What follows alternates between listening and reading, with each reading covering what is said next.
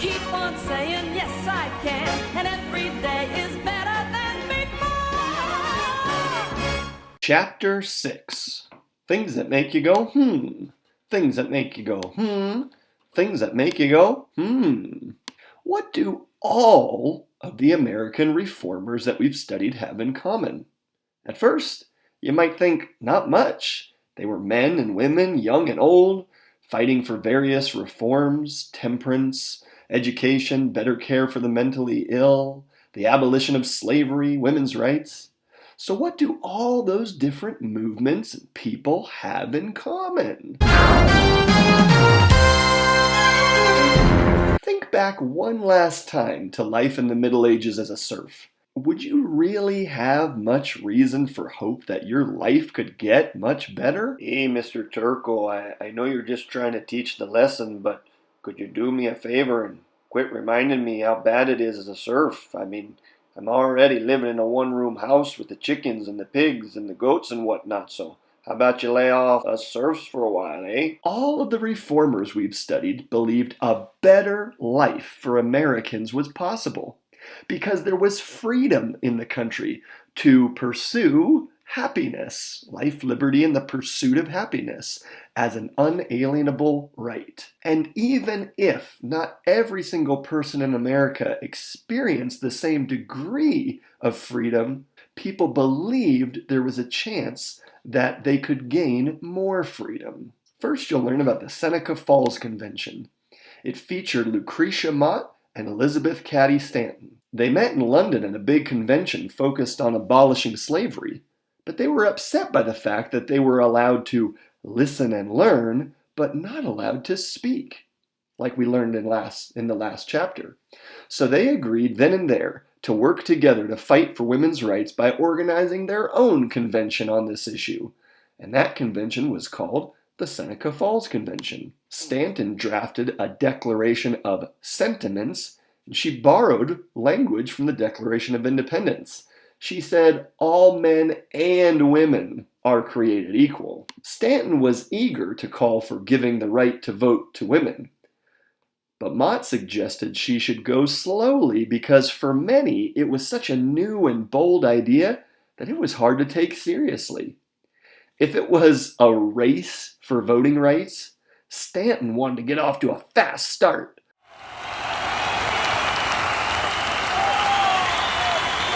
Go to the start.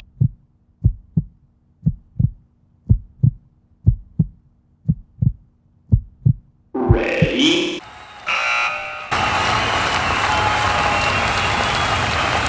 But Mott took more of a slow and steady wins the race kind of approach. Go to the start.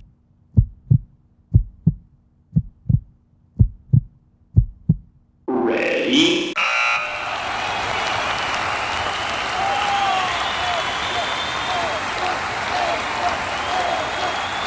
2 hours later.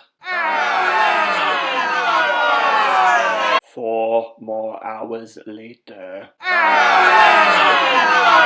6 years later.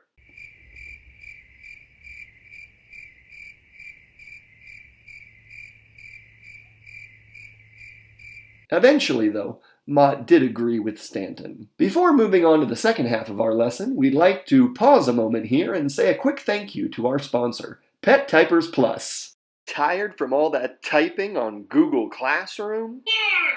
Well, then you need to try Pet Typers Plus. Wow, that sounds amazing! Tell me more! First, you send us your pet. Then, we teach it to type. Then, we send it back to you. And voila! You've got a pet that can handle all your typing needs. Will it even work with my roly-polies? Of course it will. We haven't tested it yet on... Just send in your pet today and leave your typing worries behind.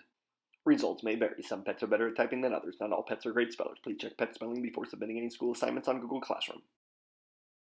Next, you'll learn about other women's movement heroes. For example, Elizabeth Blackwell was the first woman to graduate from medical college.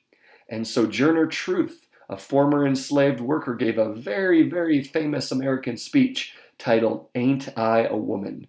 In fact, it's one of the most famous in American history. Time to review. Congratulations! This was the last history hook of the entire school year!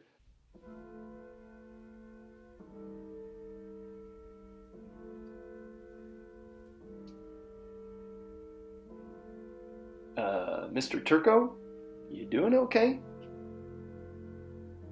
I notice you're dressed all in black. Is everything all right? Did you say the last history hook, Frailty? Thy name is History. Oh, history, history, wherefore art thou history? Oh, you cruel, cruel world! It's okay. We'll make some review videos. Oh, review videos? Oh, that'll be fun. Pause the video and read the chapter, then come back and let's see what you've learned. This is a great way to prepare to do the independent work as part of this Google Classroom assignment. The Declaration of Sentiments was modeled after the Declaration of Independence. The Declaration of Independence said all men are created equal, but the Declaration of Sentiments added all men and women are created equal. Sojourner Truth was a former enslaved worker who gave a famous speech called Ain't I a Woman? In that way, she was similar to Frederick Douglass, the famous abolitionist who was also a former enslaved worker. Lucretia Mott wanted the movement to go slowly, especially advocating for the right of women to vote. It's not because she disagreed with Stanton. She just felt if they pushed too hard too soon, no one would take their demands seriously. And all of the reformers in the 1800s believed that a better life for Americans was possible. That goes back to our first question. They felt that things could change. Even if things weren't perfect, they could change because, after all, America, with all its faults, was still a place of freedom, which gave them the courage to fight for reforms.